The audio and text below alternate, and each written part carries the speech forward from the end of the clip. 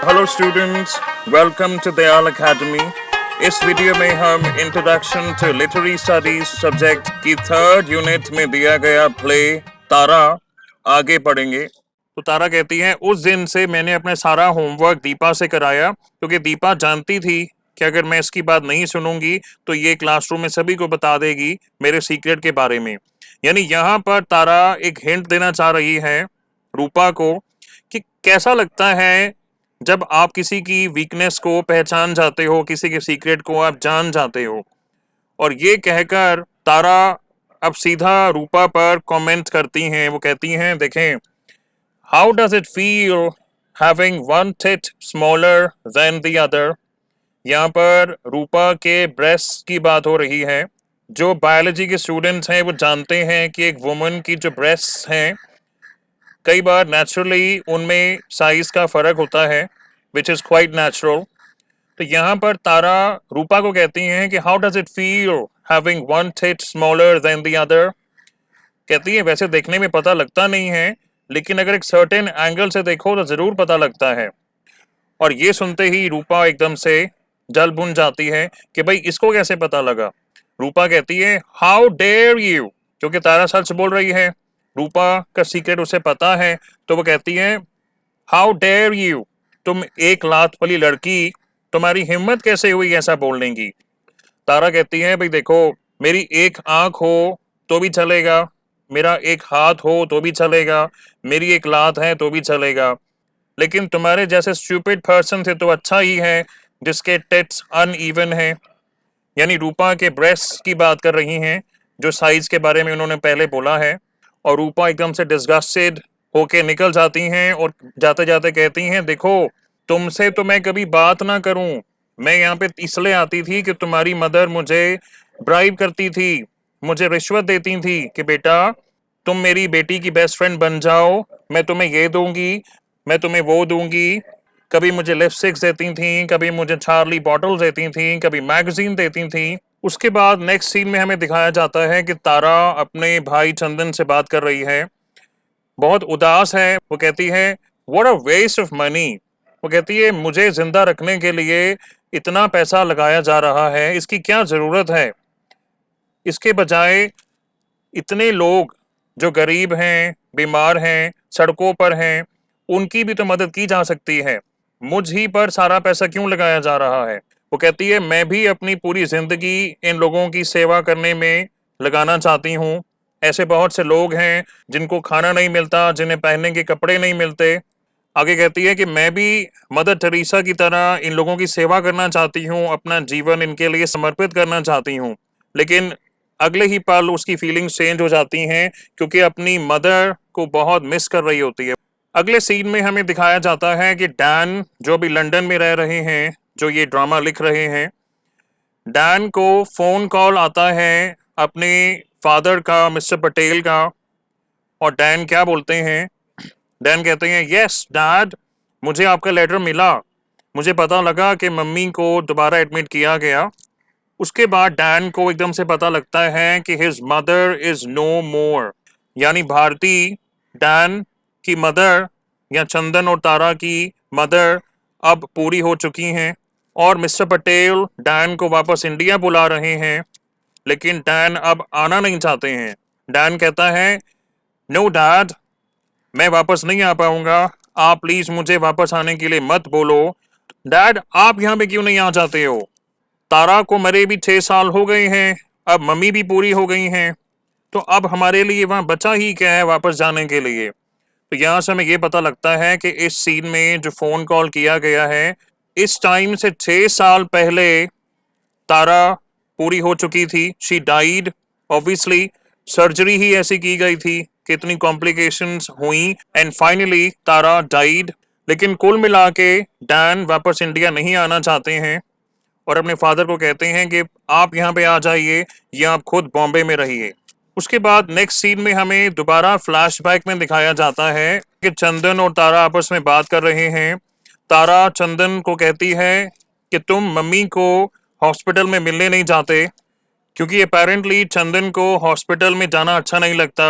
और चंदन कहता है कि भाई अगर तुम रोज जाना चाहती हो मम्मा को मिलने तो तुम जा सकती हो, तुम्हें कौन रोकता है। तो तारा कहती है कि हमारे पापा मुझे रोकते हैं, और कहती हैं कि ही हेट्स मी।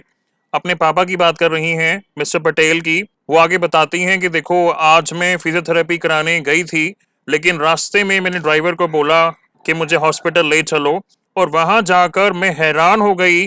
जब मैंने अपनी मदर को मिलने के लिए बोला तो नर्स ने रिसेप्शनिस्ट को धीमी सी आवाज में बताया कि भाई इनके फादर ने हमें स्ट्रिक्ट इंस्ट्रक्शंस दिए हैं कि ये लड़की अगर अकेली आती है तो इसको अपनी मदर से मिलने ना दिया जाए। तो कहती है अब तुम बताओ, तुम हमेशा कहते हो कि हमारे पापा अच्छे हैं, हमारे पापा अच्छे हैं।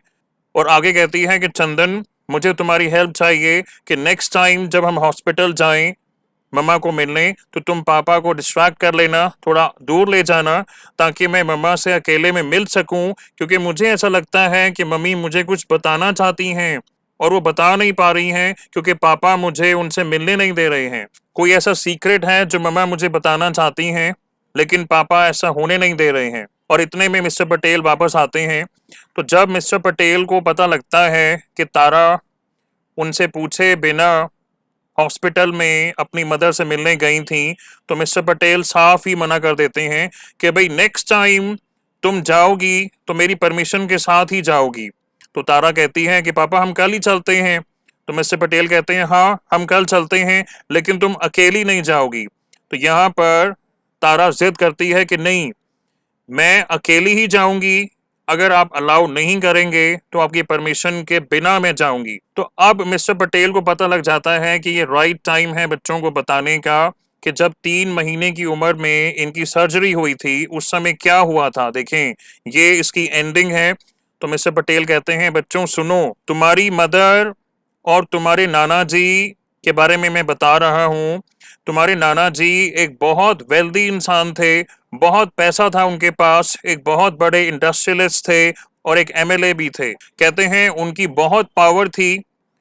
और कहते हैं कि जब मेरी तुम्हारी मदर से शादी हुई तो मेरे पेरेंट्स, मेरी फैमिली को बहुत एतराज था इस मैरिज से, क्योंकि मेरे पेरेंट्स ऑर्थोडॉक्स थे।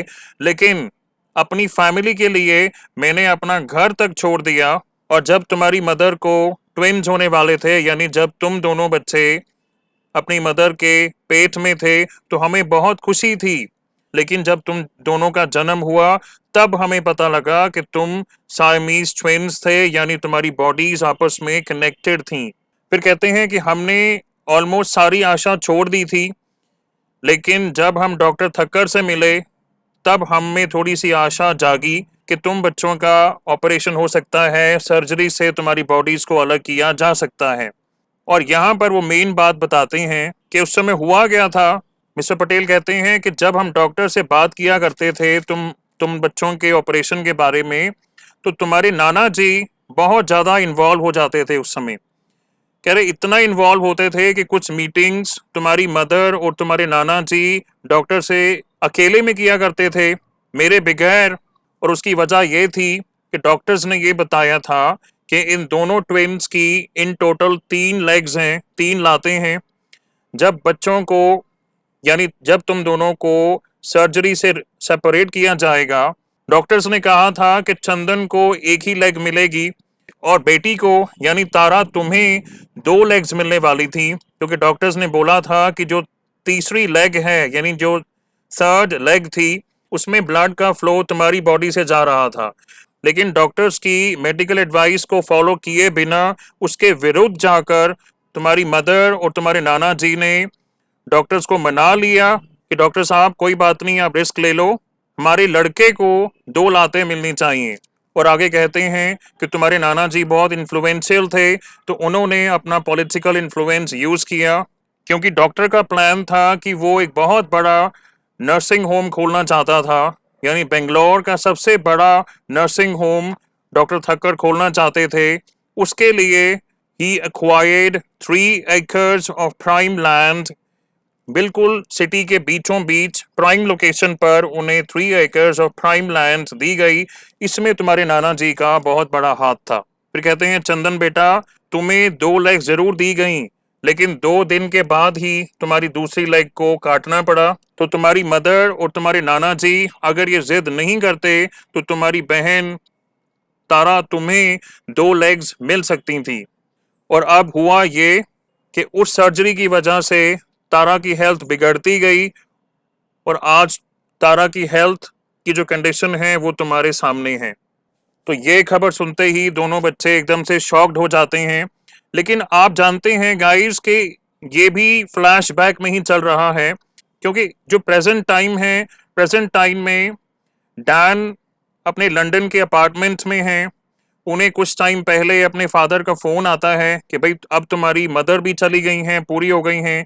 डैन को इंडिया वापस बुलाना चाहते हैं। डैन आना नहीं चाहते हैं, अपने पास की मेमोरीज को वो भुलाना चाहते हैं, तभी वो लंदन में रह रहे हैं, लेकिन भुला नहीं पाए हैं। तभी अपने लिटरेरी वर्क के लिए जो ड्रामा वो लिख रहे हैं उसका नाम उन्होंने अपनी सिस्टर के नाम पर ही रखा है। तो ड्रामा का नाम है ट्विंकल तारा। और लास्ट में डैन फिर से पछतावा करते हैं, क्योंकि इस समय डैन की सिस्टर तारा पूरी हो चुकी हैं, डैन की मदर भारती भी पूरी हो चुकी हैं, इनके पिताजी शायद अभी भी इंडिया में होंगे। तो वो तारा से माफ़ी मांगते हैं कि तारा तुम जहाँ कहीं भी हो मुझे माफ़ कर देना। तो गाइज ये है play Tara by Mahesh Dattani. So if you like the video, please share it with your friends and subscribe to our channel, and thank you for watching.